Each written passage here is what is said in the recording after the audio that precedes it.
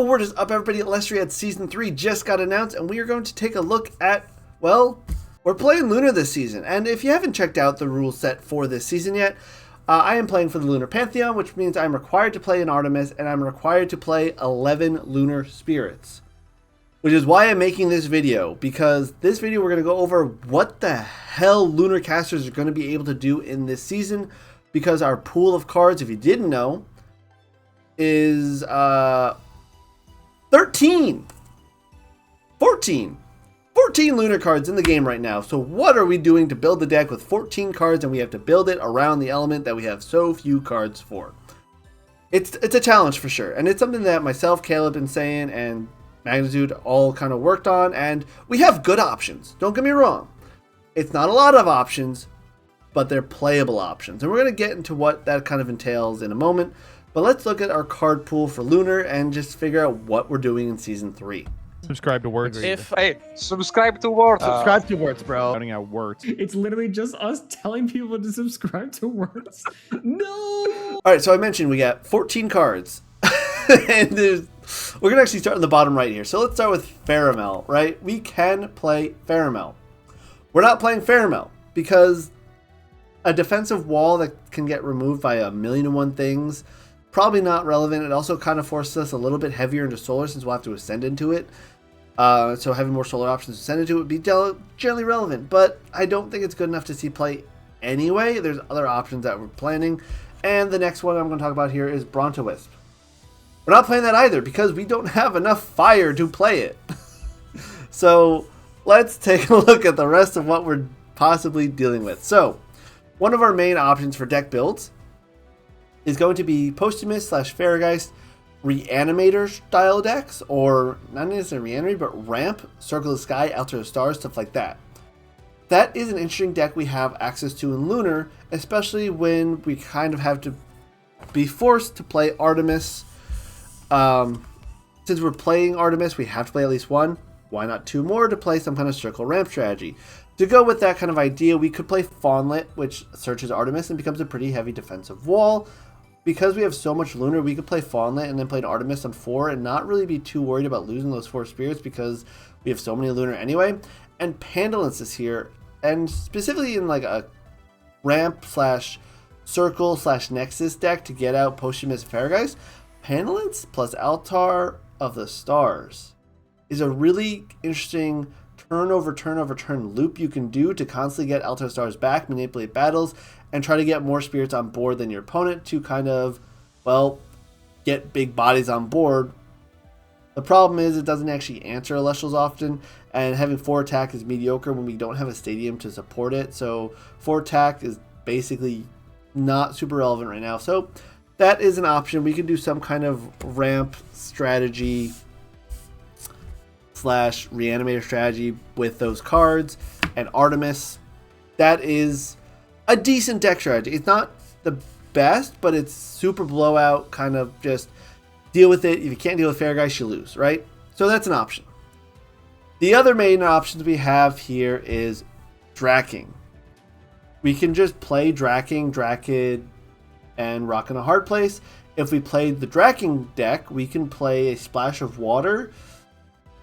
But splashing water is tough because we also probably want to splash Earthquake. We want to splash Rabbits. We want to splash Cryoblast. So we don't have a ton of water to work with, but playing Draking, Drakid, Rock in a Hard Place, that is a fine deck build that we can do. One of the main problems with that deck build is Drakid specifically is not that great. Being a 2/2, it's good against some elements, don't get me wrong. Against specifically something like Fire, something like Wind, that usually has high attack, low defense stats. Drakid is pretty good. Against decks that have high defense stats, though, it's problematic. It doesn't get over Rabbits. It doesn't get over basically any Lunar 1-drop except like Lumaru. I guess it gets over Exaltus, but it's really rough. It's going to come up to matchup dependent if we play Drakid / Draking together. And Rock in a Hard Place, as long as we're in any Splash of Water, we're playing Rock in a Hard Place. It's just a really good card, especially with the limited removal that we have. So let's talk about the last few cards in Lunar here.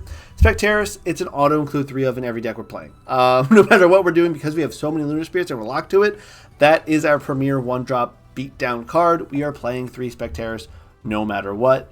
Zim. Dense Fog is interesting. Dense Fog is kind of like Drakid, where it's really good against certain matchups and really bad against others. Specifically, it's good against Nexus decks to stop receivers, stop the second effect of various Nexus Elestrals, stuff like that. So Dense Fog, matchup dependent, always going to be in our sideboard, but not always going to be main deck because it's matchup dependent. But we have advanced knowledge of the matchups sort of that we're going into. And then we have our Gloombat. Now this card's really interesting. It can special cast itself for basically no cost if our opponent plays into it. Now, Gloombat is going to be played in either deck build, whether it's Draking, so we can go a little bit more aggro with Draking, or if we're going for the ramp stuff, we can potentially circle to this, pop something, still ascend over it, do a lot of shenanigans that way. So Gloombat will always be in the deck. Whether it's 1, 2, or 3 copies is the tough call, because if our opponent respects it too much, it's useless.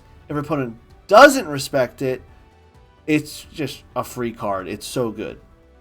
But these are good players. So it's going to be kind of matchup dependent on the call of how good it's going to be. Again, something like Wind or Thunder that needs lots of spirits on board with Aeolus and Zeus to do things, it's probably going to be a 2 or 3 of card, just because if we have to use a normal to pop a Zeus that has 3 spirits on it, or an Aeolus that has 3 on it, I'm okay with that.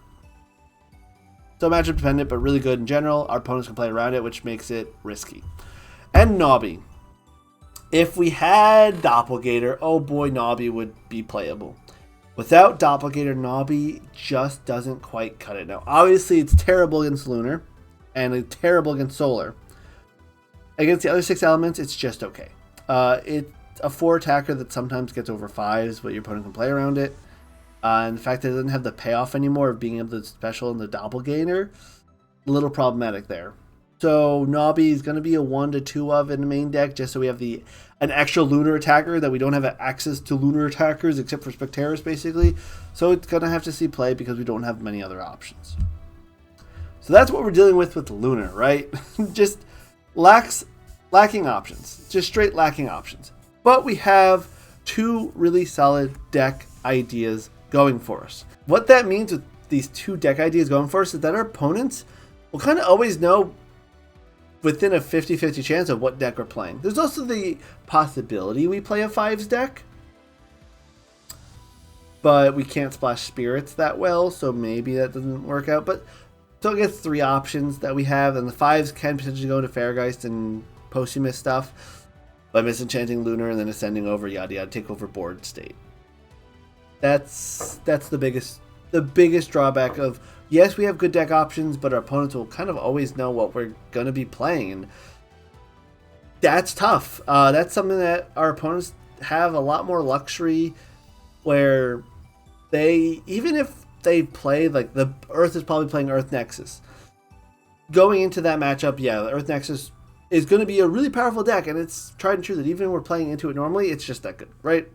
So against some people, we do have just the same kind of mentality of, okay, well, the only great deck in Earth is Earth Nexus, but they have a little bit more capacity to play 5s. There's no crazy good fire deck except like some burn stuff. So going into fire, you know that. But against wind, there's some options. Against thunder, there's a ton of options. So I can't even say that's like the biggest downside, but the tech options are difficult. We have very few tech options, and our opponents have a ton of tech options. We have good options again. We have good deck options, but we're limited in scope, and that's the biggest challenge of Lunar, and partially why I picked Lunar, because I thought it would be a really interesting deck building challenge to play Lunar and play these really cool cards. And hey, I had to rep my Stellar, or Reverse Stellar, Draking. Caleb has to rep his Stellar, Full Art, Draking. But we're not giving up. We're going to fight with whatever we got. We think we have good ideas for our decks. We're going to take it to Season 3 with as much force and chutzpah, I guess you could say, as possible. And just play it out. It's going to be a fun time. It's going to be great. I hope you guys enjoy Season 3. And don't forget there's a bracket that you can choose to put all the Lunar casters just like this into finals, because we're just that good. Shout out to Season 2 and Parawatts. Shout out to everyone on the Elestriad Season 3. And I hope you guys enjoy it. These are just kind of my thoughts talking about the Lunar element and how troublesome it's going to be to really take games by storm. but it just means I gotta play better, right? Play better, beat people, take it to finals. See ya in the finals. Yeah, let's go with that. Lunar finals. I'm calling it now. I hope. You guys will see what happens. Yeah, see you guys in the next one. It's gonna be interesting. Have a good day. Peace.